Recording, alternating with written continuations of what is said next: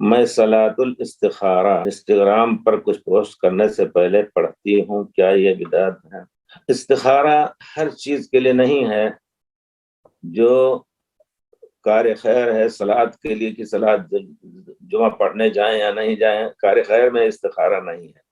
اور یہ جو آپ کا کوئی مضمون ہم نے لکھا، کوئی پوسٹ کرنا چاہتا ہوں یا چاہتی ہوں، تو پھر اس کے لیے استخارہ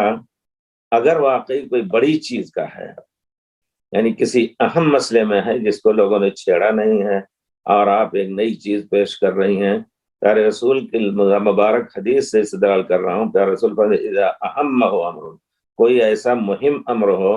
تو کہے اللہم انی استخیر، 2 رکعت پڑھا کر کے پھر اللہم انی استخیرک بعلمک واستقدرک بقدرتک، استخارہ کرے۔ لیکن ہر چھوٹی بڑی چیز میں استخارہ یہ یقیناً بدعت ہوگا، کیونکہ پیارے رسول صلی اللہ علیہ وسلم خطبہ دیتے تھے اور صحابہ کرام بہت سے خطاب کرتے تھے، اس پہ استخارہ نہیں کرتے تھے، تو اس کو اسی پر آپ قیاس کریں، ہر چیز کے لیے نہیں۔ امام بخاری کے بارے میں مشہور ہے رحمۃ اللہ علیہ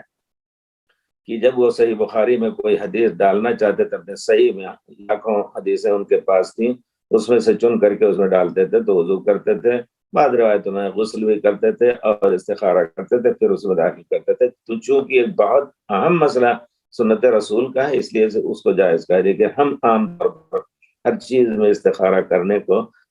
یہ ہمارے خیال سے یہ اس کو بدعت ہی میں شمار کیا جائے گا۔